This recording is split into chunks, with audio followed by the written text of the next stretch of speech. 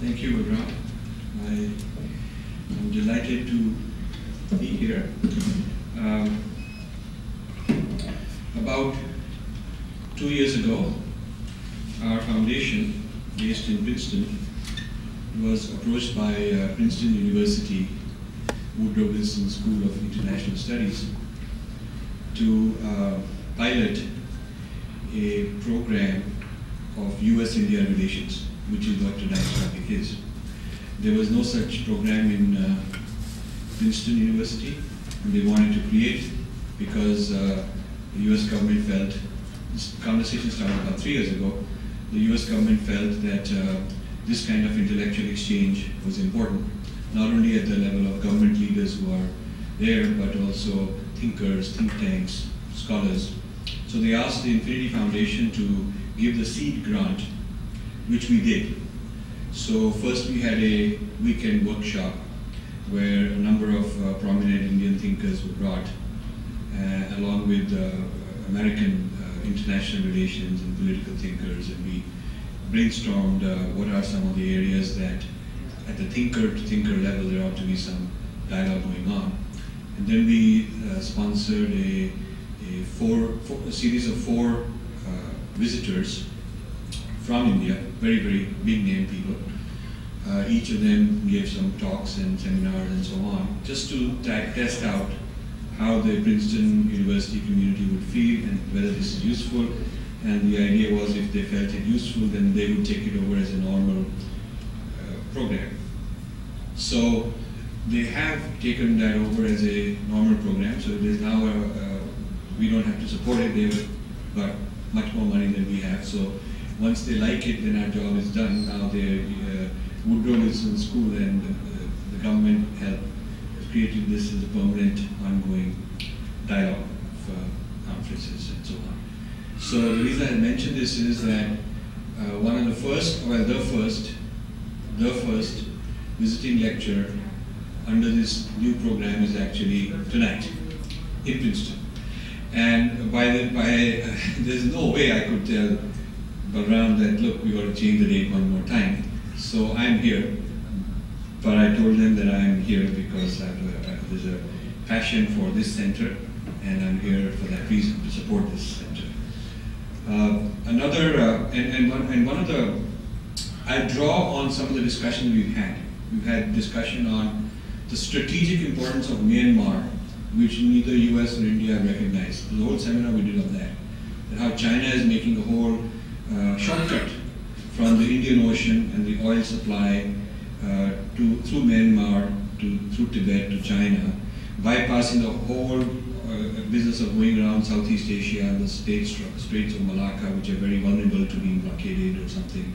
It saves them about 2,000 kilometers, saves them a lot of money and time, and improves their security. And so they've kind of taken over that government, made it into a client state so that they can get access to that.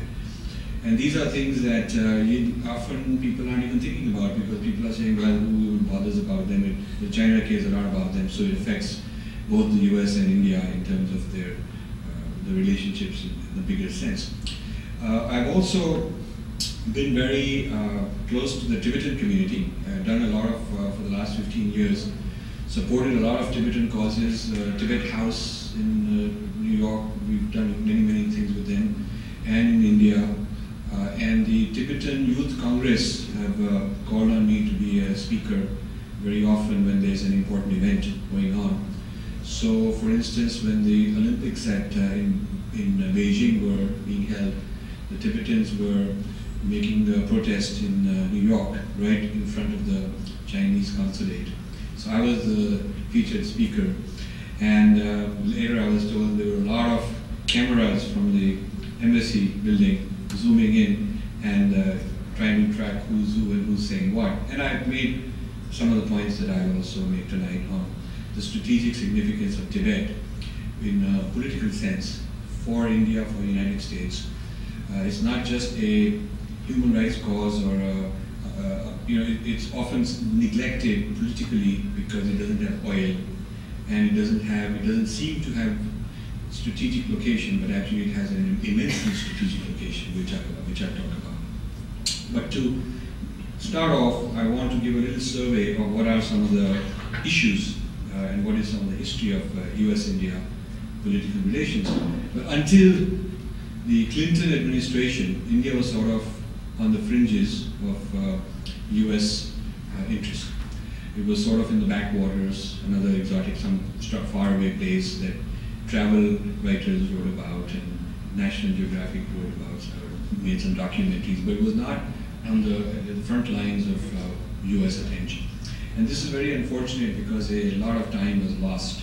A lot of time had been lost in that process. The business dealings with this technology outsourcing actually preceded the political interest. It's the business industrial people who created the connection first, and then the political connection followed later. And Clinton discovered India in the final year of his presidency. He visited India, and he's visited India over 10 times since, and so has Hillary Clinton. And on many occasions, they both said that they wish they had discovered and started the relationship while he was president, because they could have done a lot more. But it is Clinton who opened the door, but didn't really push that much, because he was at the tail end of his tenure. And then Bush took over in a very positive way, very active style of managing the relationship. And a lot of things happened in the Bush administration that made the two countries much closer. Part of it was 9/11, which required friends in that neighborhood, in that area. So there was a political tie-up, but a large part of it had to do with the rapidly expanding business and technology, positive kind of relationships between the two countries. So the question is, what is happening now?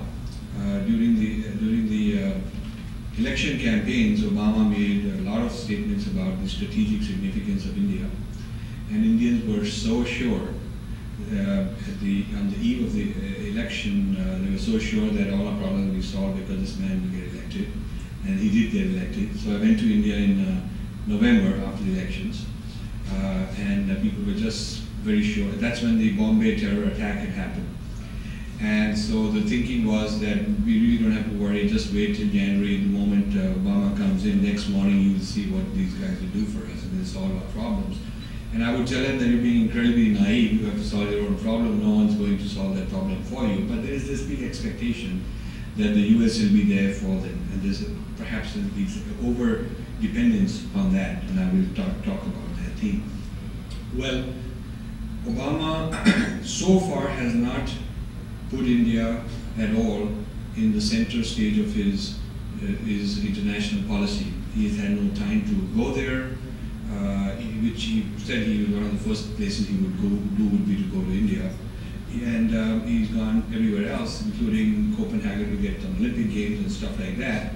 And he's been in the region, traveling in that region, but never had the same 4 hours to drop in India, which could have done a huge amount of political good. But he hasn't done that. Now, it's a mystery. Suddenly, from this dependence on Obama's our man, and when he gets in, everything will be fine, to, well, you know, it's taking a little longer, he's got many other things on his plate. All of a sudden, the latest reading of Indian thinkers is turning negative. And it's becoming negative that Obama is actually solving the economic problems based on dependence on China and cannot offend China, and therefore he'll compromise India for that. And he will solve the Afghanistan problem by dependence on Pakistan, and he will tilt against India because he cannot offend them. And therefore that, not because there's any problem he has with India, he still speaks very highly of India whenever he does happen to have 2 minutes to speak about it. But in terms of the actions don't match the same kind of words. So even the Dalai Lama, His Holiness Dalai Lama, who's in town in Washington, was denied meeting with Obama. Okay, very interesting. Even some others were told to go meet him. And then the buzz which I got from the Tibetan community said that China wouldn't like him to validate Obama or validate His Holiness. So China would be upset. So he didn't want to upset China by meeting him. This sort of a tilt is happening. And as you know, between India and China, there is a state of India, Arunachal Pradesh, which China claims to be its property, which when the British divided and made all those boundaries, they made it very clear that it was part of India. But China claims it to be its. And one of the arguments they've given is that there's a very ancient Tibetan monastery there. And so if Tibet is part of China, then everywhere there's Tibetan monastery of some antiquity. So there is a claim like that. And so this region has a lot of strategic importance for India. And the Dalai Lama is planning a visit to that monastery. And so China has protested that he shouldn't visit because it's China's and he should get China's permission before he can visit. And they've also done some official things, like if somebody's from that state and he wants to travel to China, they will give him a visa as though he's from China itself. They'll give him a visa not on the Indian passport. So they're doing more than simple things. It's more than just simple gestures to sort of assert their territorial claim, and that's a serious matter. So to put the U.S.-India in context, I'm going to talk about two kinds of relationships. One is direct bilateral, which tend to be very positive right now. There's no major crisis or major problem between the two countries directly. But then another category of relationship is concerning third parties. Could be China, could be Myanmar, could be Pakistan, third parties. Could be Iran. And that's where there are a lot of tension spots, and those tension spots can be pretty serious. But in terms of the positive bilateral relations, it's worth mentioning what they are because they have been achieved recently. I've already mentioned that the business relations are thriving, so Indian businessmen and their American counterparts are closer than ever. And there's lots of joint ventures and collaborations going on between the two countries, and the trade, purely commercial trade, industry to industry is thriving. Indian students are enjoying good careers, good education in the United States, like in this college. And that's an area of positive collaboration. India has more students in this country than any other country, any other foreign students. This is a statistic. I think last year was some 85,000, something like that, and it's going up all the time. Indian pop culture, from yoga to samosas to music to Bollywood to fashions and all that, enjoys a lot of success in the United States and vice versa. Indians are very fond of American lifestyle and American culture and things of that kind. So those are good things. A lot of people like me who are immigrants are doing well in this country. A lot of people who are here from the Indian community they owe a lot to the United States, being their land of adoption, and they are thriving, doing well, and America has been very generous to us. So that's also a very positive thing. And then there was a recent nuclear energy cooperation for peaceful uses agreement. So India can buy nuclear plants for energy because the dependence on oil and gas is not good for political reasons, for economic reasons, for environmental pollution reasons. And there had been a US embargo on India for a long time, which was crippling India's ability to create energy because India doesn't have enough oil and gas. So then what else do you do? The only thing you can do is burn coal, and then coal is a big environmental problem. It creates all these gases and heat and energy, and so the US and the international community are very upset that both China and India have not controlled their burning of coal, which has an environmental problem. China many times more than India. But then if you look at it from their point of view, neither of those countries have their own enough oil and gas. And the nuclear industry for energy has not, for various reasons, developed. In India's case, it was not allowed. Politically, in China's case, it was allowed, but it didn't develop. So this opens up that possibility. And there's also a lot of cooperation now to fight terrorism. So these are some of the positives, and they're all sort of bilateral. But I think being large and being complex, you are going to expect problems also. Because when people ask when people in India ask me, and I go 4 or 5 times a year and I give many talks, and they ask me, what does America think of this or that? I have to tell them that America is not sort of one voice, just like India is not one voice. There's many groups, many factions, many points of views, many parties, and they all have different postures on different things, and these postures are also moving parts, they keep shifting. So naturally, if you have 2 complex entities with a lot of moving parts, then you're going to see many tensions also. So I'll list a few just to set the discussion. The US has some anxieties on India, and India also has a lot of anxieties concerning the US. So one of the US anxieties is that India has had good relations with Iran. And the US would like to boycott and get India off of Iran, but India wants to cultivate with the energy suppliers because it has a dire need, and the closest geographically major energy exporter closest is Iran. So it is a natural thing for India to do that. Then the US complains that Pakistan is offended about India's successful work in Afghanistan. India has a very successful presence in Afghanistan. It's non-military. It's to build up society, economic, industrial, creating jobs, education, social work, these kind of programs. Because India decided rather than helping on the military front, we should help help build society. And in many large sections of many districts and states within Afghanistan, they welcome Indians, they're very friendly to the Indians, and this has upset the Pakistanis. And so, for some strange reason, the Obama administration has also started encouraging India to downsize its presence in Afghanistan, which is kind of concerning Indians as to why the Obama administration should want to downsize India's presence, because that's what Pakistan would like to see. There used to be a tension spot from the US point of view, which is less now, concerning opening up markets, opening up commercial markets. But India has opened up all kinds of markets. There's Americans investing in all sorts of things. So there's very little restrictions for foreign investment that are operating in India. I mean, compared to most of the countries, India is very open as far as the investment climate is concerned. So that used to be always a point of contention whenever the 2 countries would meet. The US would always say, we need you to open this market and that market. Well, the markets have been opened now.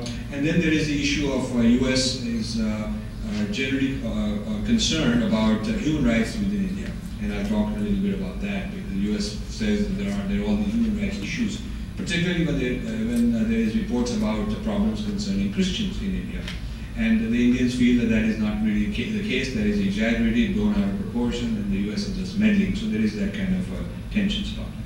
Now, the Indian point of view on what are the issues are as follows. One is that the Obama administration seems to be trusting Pakistan with weapons again, even though the CIA and everybody has verified over and over again that they've used these weapons, misused them, not for the purpose intended, but used them against India. And now General Musharraf also in the BBC interviews said that during his time they were taking the weapons and redeploying them for other purposes. Everybody talks, and New York Times writes articles that we are very concerned, and we've asked some questions and we will warn them, but none of that affects the going on giving of more such weapons. And also of concern to India is US favoring China. Despite China's lack of democracy, there is an international aggressiveness of China, whether it's with Tibet, whether it's with Taiwan and other places. The Tibet oppression is an issue, but still the US has looked the other side. The US manufacturing sector has been decimated by China, And still, I mean, there's a huge amount of labor displacement and long-term economic, financial problem created by that. And still, the US has, rather than reducing that dependency, has kind of played into that dependency. And China's record of internal human rights and lack of transparency in their financial and industry and governance is not there. US criticizes on all of these issues. Nothing I'm telling you is not known already. But after criticizing, there's no action. It's sort of, or a little bit action here and there symbolic, but not any tough stand. So more Indians are now, many of the policymakers are becoming a bit cynical. Many of the articles and thinkers now are saying that where is Obama's action promised to India? All the actions seem to be shifting a little bit away. In fact, people are saying that things were far better with Bush than with Obama, which is kind of very ironic compared to where they ought to have been. Indians have also been concerned about a huge Christian right-wing campaign centered from the United States. There's a group called Joshua Project in Denver that have targeted India as the place where they want to just sort of carpet bomb with a whole lot of propaganda, put in billions of dollars, and convert people on a very large scale. And they have very aggressive campaigns, you know, of 10,000 churches per state and so on, very big time. And these are linked to dishing out data on human rights, because human rights becomes a way to open the door and get in. And often the two go hand in hand. When a country is targeted for conversion, and this is true for the last 400 years in different parts of the world, when a country is targeted for conversion, then there's a huge campaign that they have human rights problems and we have to go bring them freedom and bring them human rights and help them out and so on.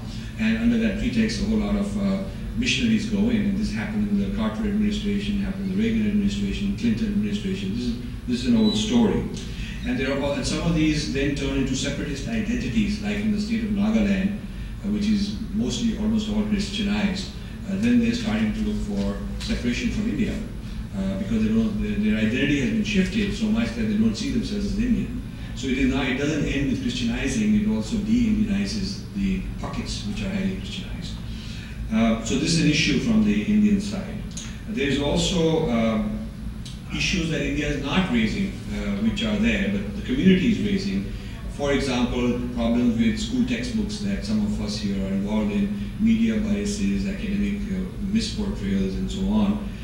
Many of the areas of such concern, the Indian government has not had the courage or audacity to take those up as an issue.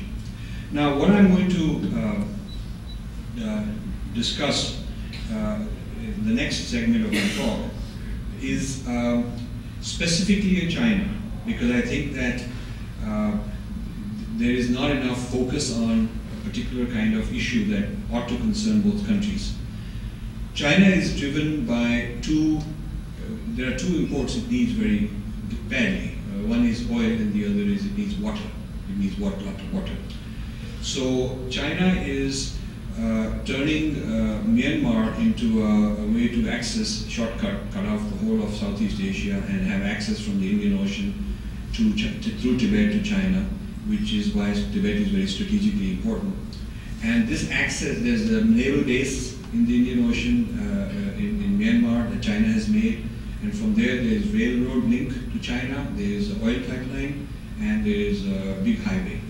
So that corridor is the Chinese have kind of leased it for some money. And on the other side of India, on the western side of India, there's a very similar arrangement to Pakistan. There's a port Pakistan has leased out to China. China has made a naval base there. So right near the Middle East oil supply, the oil tankers can go there, and the oil can be taken by rail, it can be taken by road, and it can be taken by pipeline through Tibet to China. So there are these two things that are concerning India because they're on both sides of India. And these are of strategic relevance for China's needs, legitimate needs, but they also have political military implications. The other kind of thing that China needs very badly, and India is kind of now beginning to get some concern about, is water. So water, if you look at all the North Indian rivers, they start in Tibet. I mean, all the Indus, the Ganges, the Brahmaputra, they all start in Tibet. And but luckily for India, while the rivers start in Tibet, the amount of water that is there in Tibet is like 2-3% of the total river water, because Tibet is a mostly dry place. So the rivers get their water after they enter India. After they enter India, there's heavy snows, heavy rains, and that's where 98% of the water comes. But the areas within India, which are in the Himalayan belt, where all this water comes down, are claimed by China. One is Arunachal Pradesh. The Brahmaputra River goes through Arunachal, and Arunachal has the highest rainfall per square meter in the world.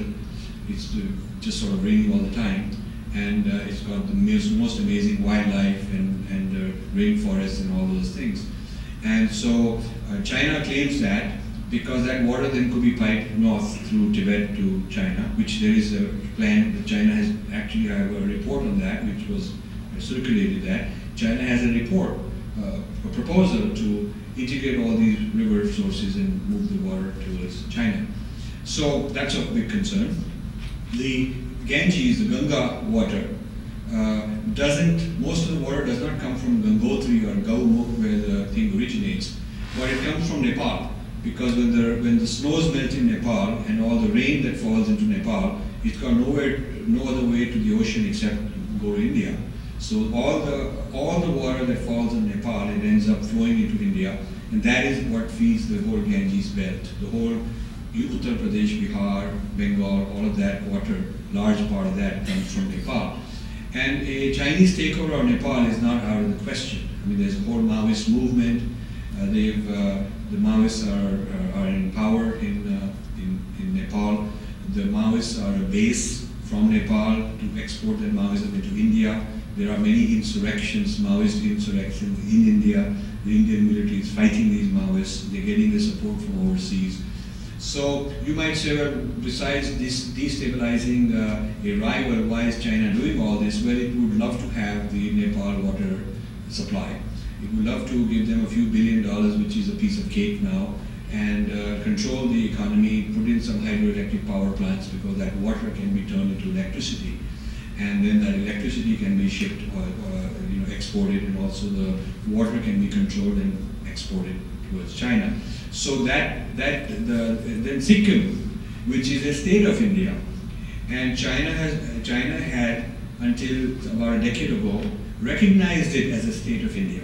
When Sikkim joined India, it officially was not happy about it. China was not happy about it, but eventually, as part of the peace deal, it was formally written that they recognized it. They just de-recognized it some years back. They de-recognized it. So they are also, Sikkim is up on the table for negotiation as far as China is concerned. And Sikkim is a very rich in natural resources like rain and so on. So if you see the northern Himalayan rim, there is a dispute that China considers to be the case. And besides the Brahmaputra and the Ganges, the third river is Indus. Indus comes to Kashmir, which it's got its own territorial dispute. So all of India, even though currently has big water problems, you can imagine what would happen if these water sources were compromised. These are not simple issues. They are geopolitically very, very difficult issues and very ominous issues. And there's a tendency among the Indian thinkers to sort of pretend it won't happen because we don't know what to do with it. So we assume it'll all be fine. And now that China is becoming more openly aggressive, people who have been saying this for over 15 years, now there is a lot of people who are echoing these concerns that these wars and these territorial claims are not just for nostalgic reasons and for human rights reasons and all that. It's really for natural resources like water, because that is very precious and scarce.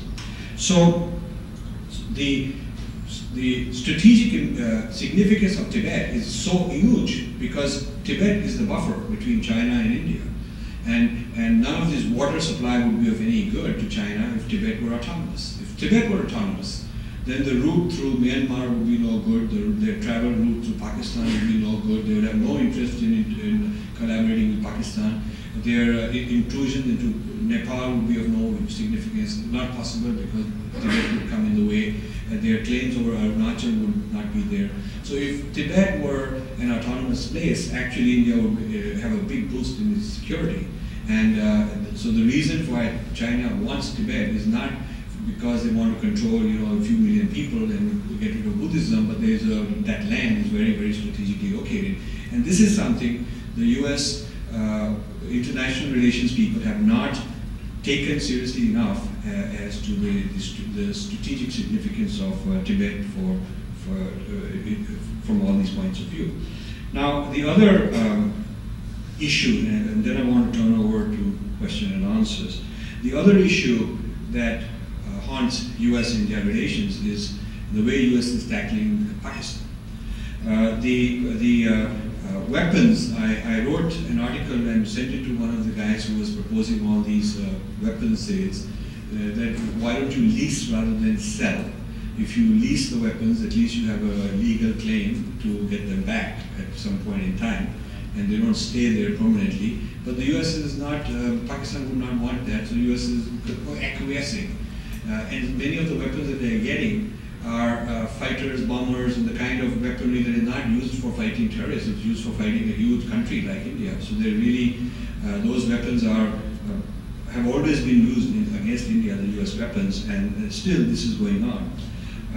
There is, the concern I have is that the Taliban have infiltrated the ISI, Pakistan's ISI, the large government within the government, the one that really controls the country, controls the army. And this is, ISI infiltrated, Taliban infiltrated ISI is at the heart of the power structure of the army. And democracy is at the pleasure of the army. Army can sort of take over like it has dozens of times in Pakistan's history. The democracy is there because the US is saying you better leave the democracy alone, but it's not really internally a functioning democracy. So what happens when, not if, but when ISI and Taliban take over more Pakistan, more control in Pakistan with all the nuclear weapons they have? What does that do to the security situation? And I can come up with many scenarios under which US would withdraw. Right now the US is thinking, oh, do we stay there? Do we get more troops? Do we get less troops? And I don't think immediately the US, Obama will withdraw or anything like that. But I think every year or two, the same thing will be up for negotiation again internally, because the US political structure does not want too many people being killed.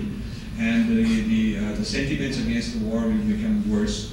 And the Taliban know that it's a time game, it's a waiting game, and if they outlast the US patience, the US will lose patience, and eventually there will be political pressure at the time of elections to get out of Afghanistan. So how does US get out of Afghanistan and save face domestically?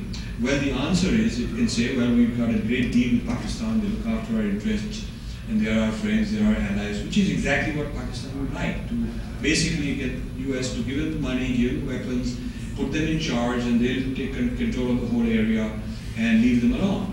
And they are very, very good at convincing US policymakers for the last 60 years to be able to persuade them. So I feel that there is such a likelihood. And if tomorrow morning we get up and the news headlines is that, bin Laden has been killed or captured or whatever, then it'll be a perfect opportunity to say, okay, now our job's over, let's get out of there. Although it'll be a symbolic thing, it doesn't mean that Al-Qaeda or Taliban have been dismantled just because one guy has been taken out. It will really not make a difference to their power structure and their ability to perform or their goals.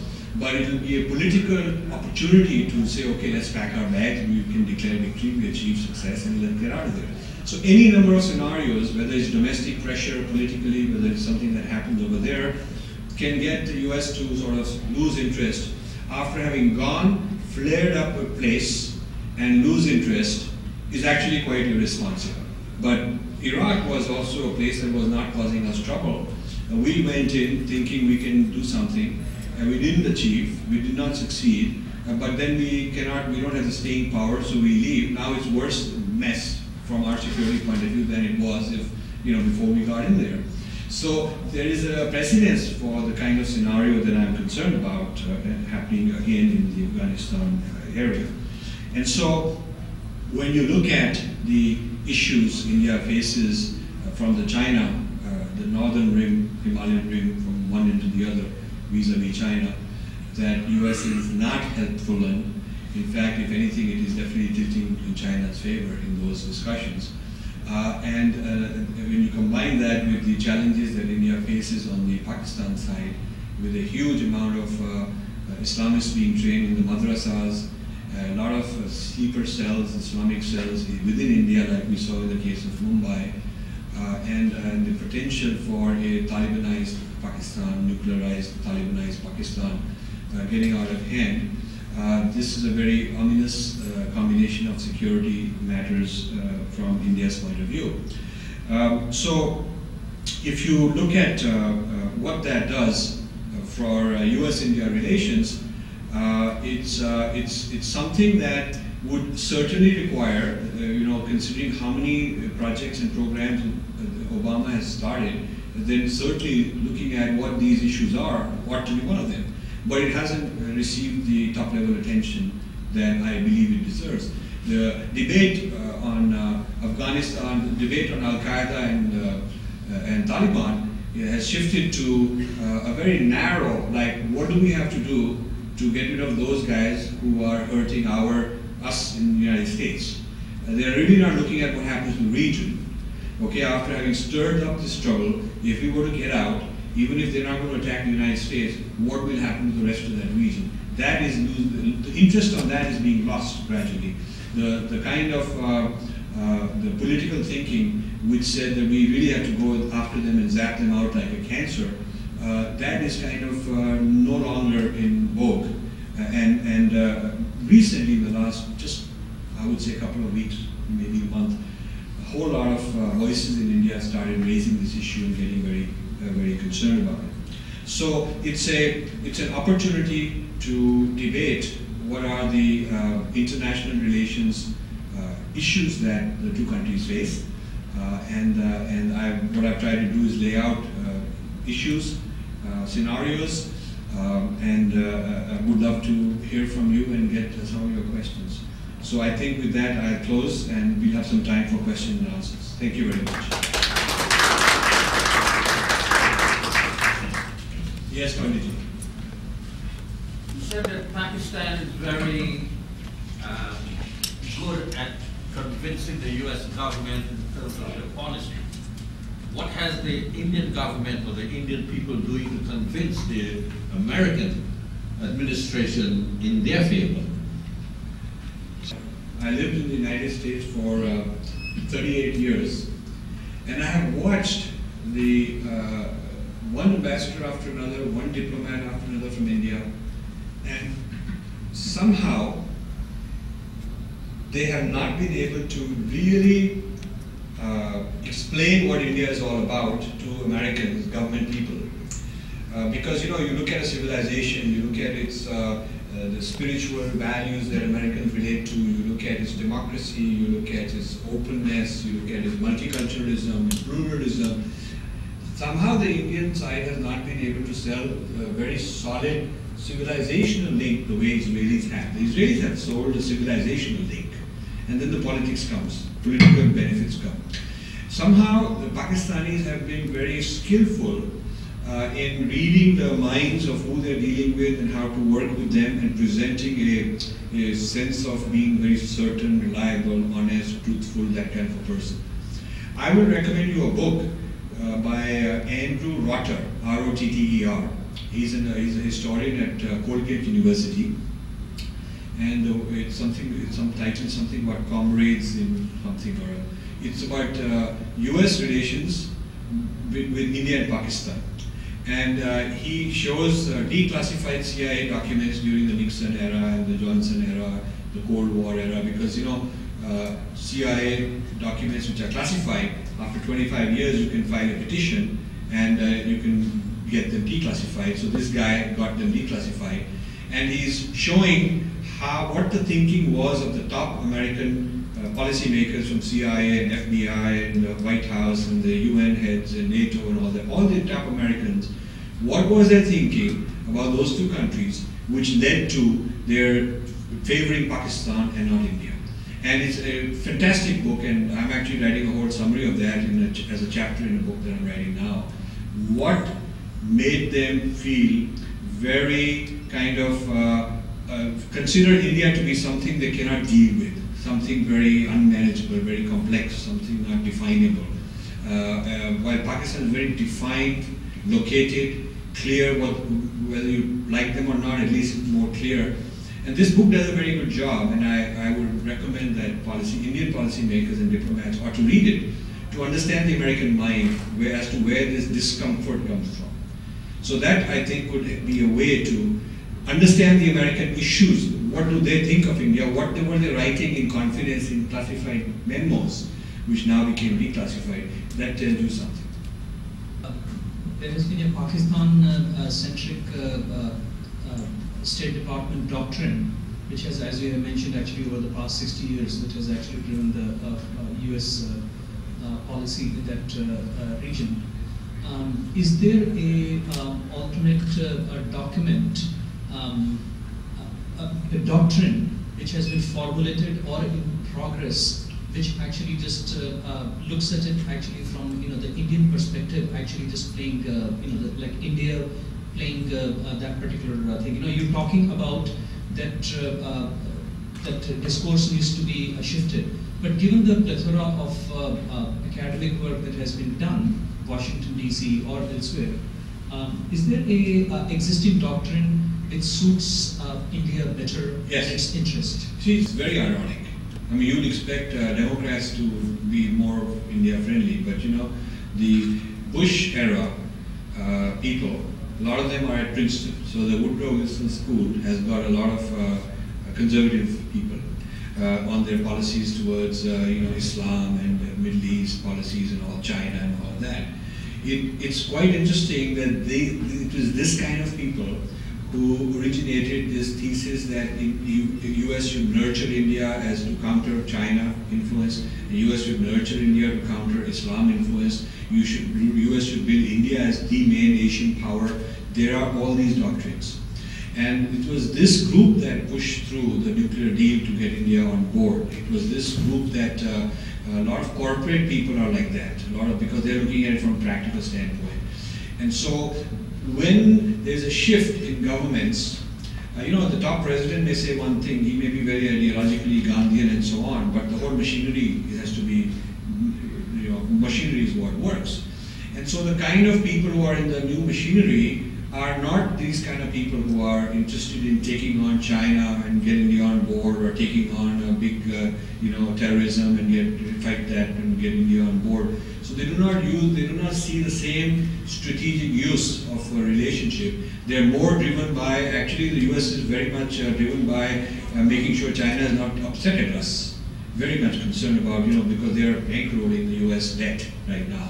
We cannot afford to upset our bankers. And if a call comes and says, don't meet the Dalai Lama, then okay, we're not going to meet him. We need our, $700 billion of treasury bills being bought by the Chinese, more so than meeting the Dalai Lama. So I think those voices are there, but they are not prominent right now. I'll also be telling you something. I mean, I'm not afraid to name names because that's the way international relations is. There's a guy called Jonah Blank, who got his PhD in Harvard in anthropology.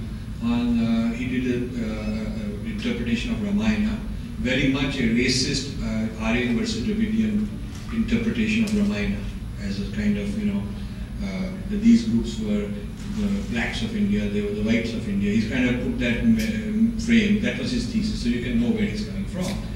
He got into Joe Biden's Senate as the advisor on South Asia for Joe Biden. And when the Christian right lost there's many of the congressmen and many of the senators who are backing their point of view on South Asia. One of them wrote that we've got our man in Joe Biden's office, we've cultivated him now. So that guy was cultivated, and now he's in the Council on Foreign Relations, he's in the Senate Foreign Relations Committee, he's a consultant and advisor on South Asia, and he's the guy who co-authored before the Obama administration took over, even before that, when they co-authored this idea that there should be $11 billion aid package to Pakistan over 5 years. He was one of those who co-authored it. So you have to look at how much can happen with a few individuals who exert a lot of influence and who spent a whole career studying. He visited India, he's written books. I mean, so a few scholars in South Asia who have a certain ideological point of view, who get into the right spots, have an enormous amount of leverage, and we just don't have enough India friends and doing all these things. Now, this is an amazing thing that somebody of that sort would get into the Democratic side and have his influences there. But that's what's going on. But could you actually just shine some light on as the Talibanization and the Taliban ISI axis domination over Pakistan increases? What is the next step actually, just that you see in terms of the US policy with respect to Kashmir? How does it actually just see? I think that the implication of an Islamized Pakistan. Pakistan is already Islamized. They call themselves Islamic Republic, and Sharia is the law, so it's already Islamized. But having it Talibanized, more radicalized, the implication for India is not localized to Kashmir. I mean, we should forget that. We should forget that what is at stake is Kashmir. That is just the first piece. What is at stake is much of North India. I mean, there is the Mullah Omar of the Taliban made a speech in which he said he wants to recreate the Mughal Empire. That is Taliban's goal. And in a speech which is, I have somewhere, this speech was brought to my attention by Akbar Ahmed, who was former Pakistan ambassador to England and now a professor in American University. He lived in Princeton, so we became friends, and he invites me to American University to address his class on these kinds of matters. So it's a Pakistani former diplomat who in fact told me that Mullah Omar, his goal, he has announced publicly, and then he gave me the reference in the Pakistani paper, his goal is to fly the Taliban flag on the Red Fort of Delhi and to create the Mughal Empire, because he feels that the Taliban are the successors of the Mughals, and in between the British had no right to take over. So we have to throw out the British. Now some bunch of Indians have taken over, but we have to get back what was ours. And so the Talibanization is not about Kashmir. It is a much more ambitious plan. I mean, they'd like to take from Bangladesh, northern India, Pakistan, Afghanistan as the Taliban region. And this is something which is in India not considered politically correct to talk about, because it's better to just pretend everything is fine and we'll all be okay, and we'll just send them some Diwali gifts and they'll send us some presents and we love each other. That kind of goody-goody mentality exists. They're not realistic you do not have journalistic books and investigative books which are analyzing Taliban speeches and taking it seriously and saying, what are they thinking? Let's just learn about it. See, Yale University hired a former Taliban government cabinet minister onto the faculty. You know about it? Some 4 or 5 years ago. And it became controversial, and Yale University did the right thing. They said, we need to know, we need our next generation of American leaders to know how they're thinking, how is the enemy thinking. We must learn. So if one of their professors comes and he wears his clothes and he teaches his ideology, we would like to know what his ideology. It doesn't mean that we are buying it, but we cannot ignore them. We must know their mind. This kind of studying the other has not yet happened in the Indian thinkers. So there's a kind of a denial mode. So people aren't taking them seriously enough, in my opinion. They just look at one episode, that episode is put away, so everything goes back to normal until the next episode, but there is no overarching strategy as to what are they up to and what do we have to do about it. This is the big picture. The Obama administration came into power earlier this year. There was immediately some from the State Department or wherever it was, there was Kashmir, the activism on part of the State Department with regards to Kashmir.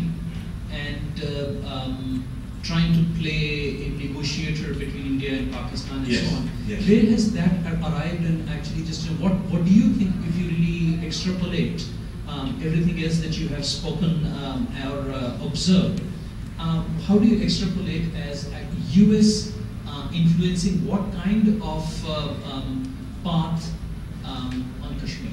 See, I think US is, my guess is, US is telling Pakistan, you put Kashmir on the back burner and you solve the Taliban problem inside your country. For that, we will give you money, weapons, all kinds of support, and we will convince India to keep out of the way. And Pakistan is demanding a huge price for it, in all kinds of ways. And one of Pakistan's demands is that you should also pressure India to get out of Afghanistan so we can take over. That's a very dangerous thing, because Afghanistan and India have been traditionally very close to each other for a very long period of time.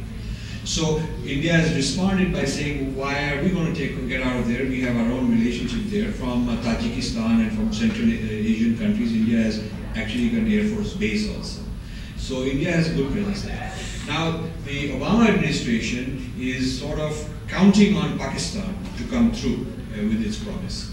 And you can never be right, you can never be 100% sure of what your forecast is, so I guess those who have promoted this idea must be optimistic about it. But I, for one, think that it's a complete sham, because this war will keep getting worse. US will keep getting sucked in with more money and weapons that Pakistan will ultimately, when US leaves, they leave the weapons behind. I mean, all this heavy weaponry just left behind.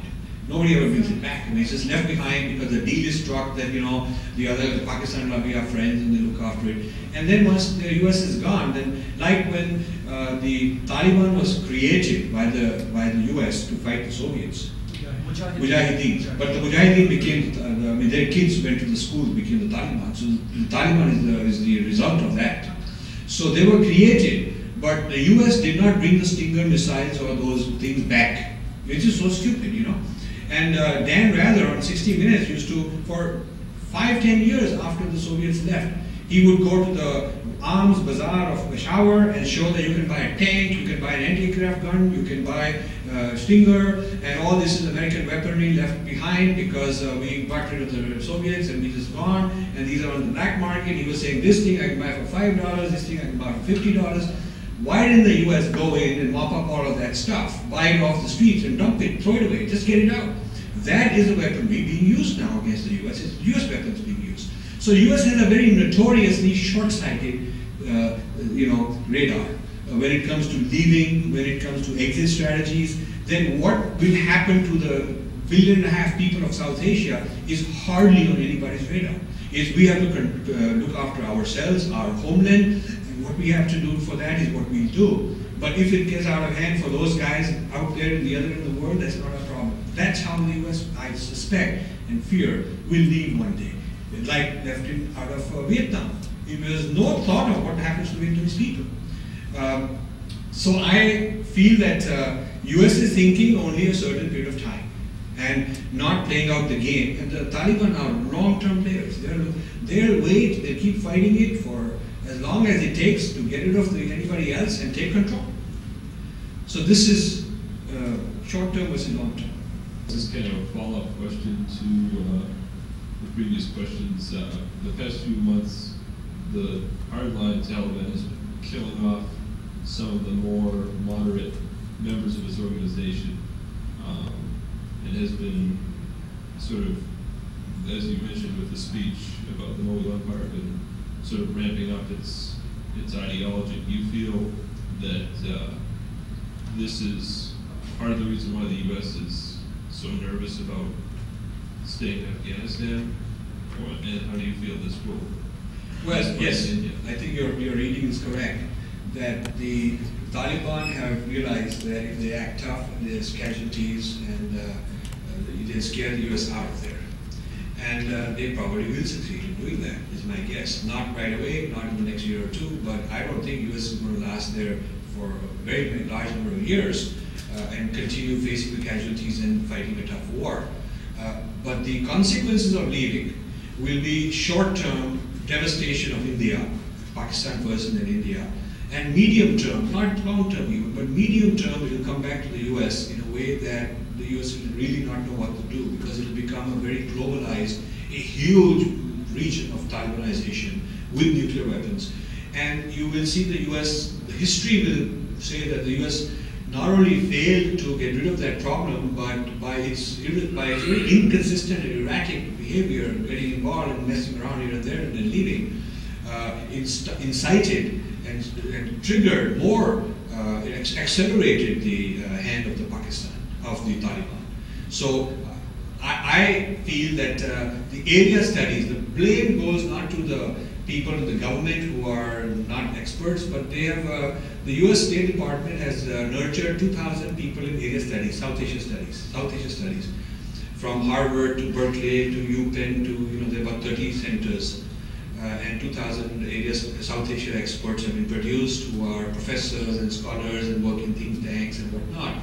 And they are the brain trust of telling us what's going on.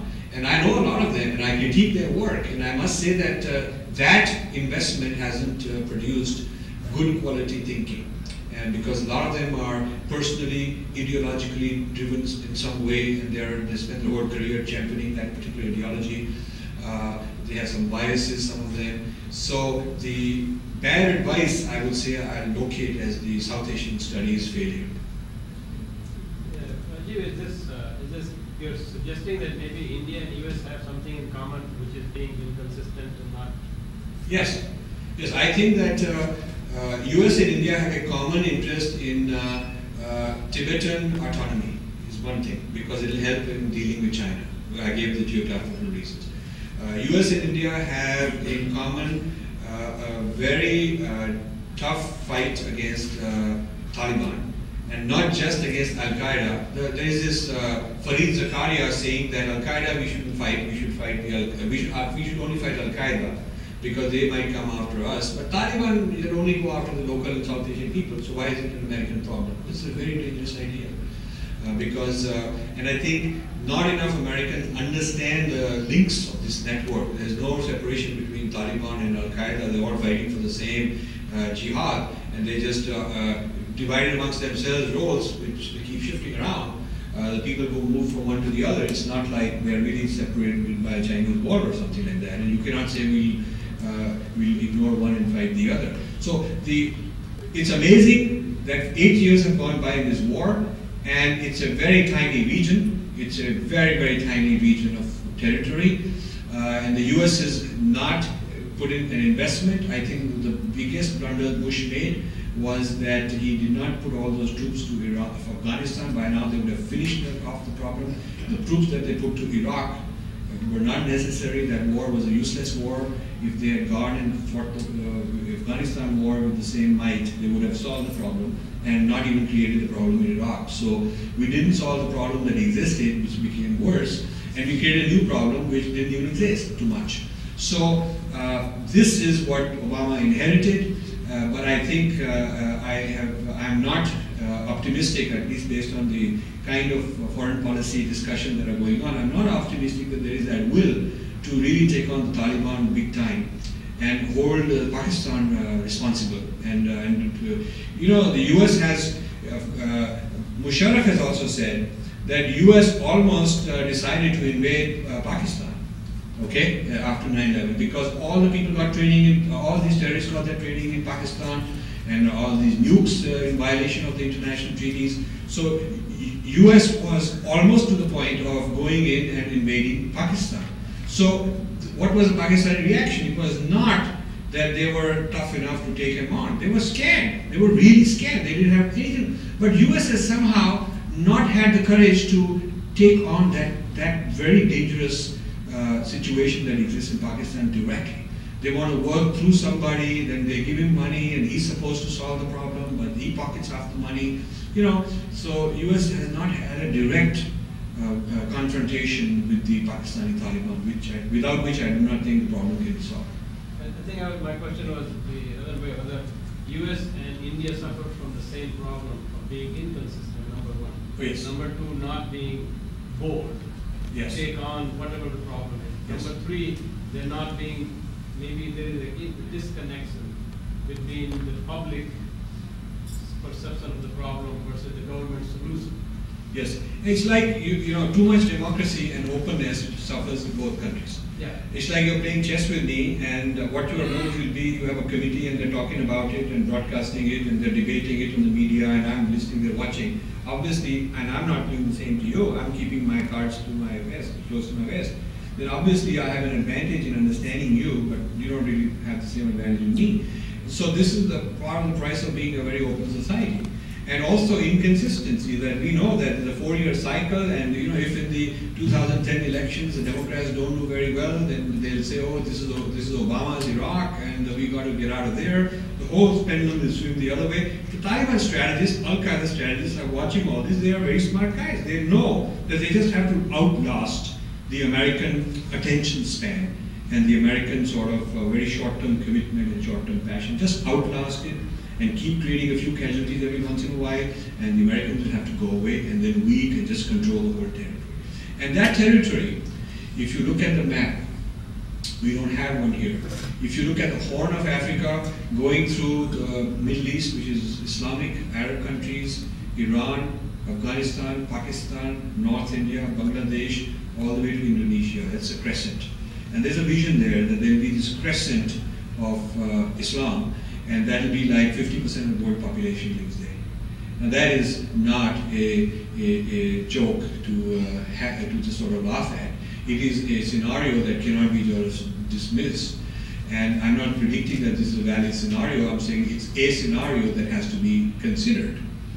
A question? Hi, totally different topic really, but you raised the point about Nepal.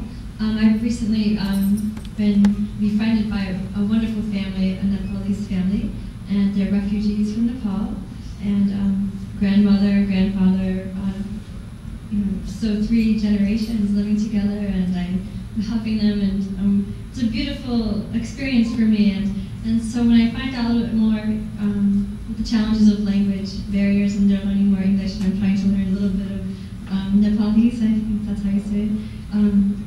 And it's very beautiful. I realized that, like you said, the religious services have been the ones who have been pulling them over and getting them out of these camps, which they've been in, which I didn't know about personally. For 17 years, this family in particular has been in a camp, and they've been relocated to this area where I live in Western Massachusetts. And on one hand, I see the benefits of this Christian ability to give money and support and everything, but on the other hand, they are doing this brainwashing and extracting their culture, and I often say to them, oh, but you have a beautiful culture, and I honor that. I think that's a beautiful thing, so I just want to kind of pose that information to you and see what you guys say. I'm actually an art major, okay. But I'm interested in people and social issues. Sure, no, that's very good. I'm very glad to hear your interest. Yeah, I'm one of the books, which is kind of first version of it is drafted, is the whole Christian infiltration and a kind of a Christian takeover of Indian identity in pockets from Nepal all the way to the south, and how it's being masterminded, planned. It's like an international brainwashing, as you said, and they got billions of dollars. There's a project Joshua in Denver, which is coordinating all this. They have so many denominations and churches and all that, and this is to, they feel that denying them their culture, because an inferior culture, and replacing it with our culture will actually help, but what it'll do is it'll create a broken people. It'll create the people disconnected from their past, disconnected from their land, their dress, their ways, and in conflict with each other, which also they're encouraging them to fight each other. So this is a very dangerous game that the United States government, including liberals like Jimmy Carter, supported this international evangelism. Of course, you'd expect Reagan and Bush to support it. Bill Clinton supported and signed the bill which created the U.S. Commission on International Religious Freedom. It sounds very nice, religious freedom, everybody likes it. But what they're really doing is all the people on the Religious Commission, all the commissioners, are really radical right-wing Christians. And they have one agenda, which is to get U.S. government money and open doors and get in those countries and evangelize. And the definition of religious freedom is aggressive evangelism. And if you don't like my aggressive evangelism, then you're denying me my freedom. It's sort of like the aggressor's rights. Aggression rights are called religious freedom in their vernacular. But they're not looking at the right of a culture to survive. And they're not, you know, the UN Charter on human rights, UN Charter on genocide. I read the whole history of how this UN Charter on genocide was created. And I'll mention this a little bit in my Gandhi talk tomorrow. In the original draft, which was done by a European Jew, a Jewish person, I think a Polish Jew, a very famous person, I forget his name. In that original draft, in the definition of what constitutes genocide, he also included cultural genocide. But that certain countries, and I couldn't figure out which ones, but I can guess, certain countries objected that they will not be able to go and do this evangelism because it would be considered cultural genocide. Gandhi has a huge amount of criticism of missionaries in India for committing cultural genocide. Yeah, and so the UN Charter that passed on genocide only condemned physical genocide. So if you're physically doing something harm to a person, that's genocidal. But if you are getting rid of their whole culture, religion, language, way of life, there is no law against that. So this is an issue which human rights activists need to take on, the issue of cultural genocide. I agree with that. One example I can give specifically is one of the gentlemen, he's a truck driver, licensed truck driver in Nepal, in the area. And over here, the test is not something he can understand. He does not read Hindu, he reads Nepalese and broken English, so it's very confusing. But he says to me, in my country, men drive, no women drive. I laughed, I said, oh, women here are very strong, but I appreciate that.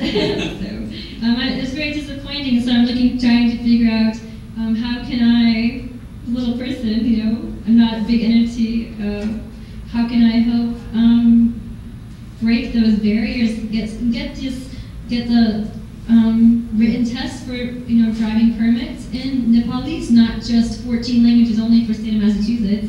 I think that's a lot of, you know, not appropriate to say, but it's very frustrating to me, and I would like to figure out how to address this. So thank you for your time. Thank you. Well, thank you. That was a good comment that you made about Gandhi's lecture. Today's was Rajiv's lens. Warm up. But tomorrow, after warm-up, he's going to have Gandhi's lens. And how Gandhi would have looked at it. Maybe we will ask some of these questions. How to deal with Taliban from Gandhi's lens. Yes, please do. And so we would like to thank Rajiv for giving a wonderful and very engaging talk.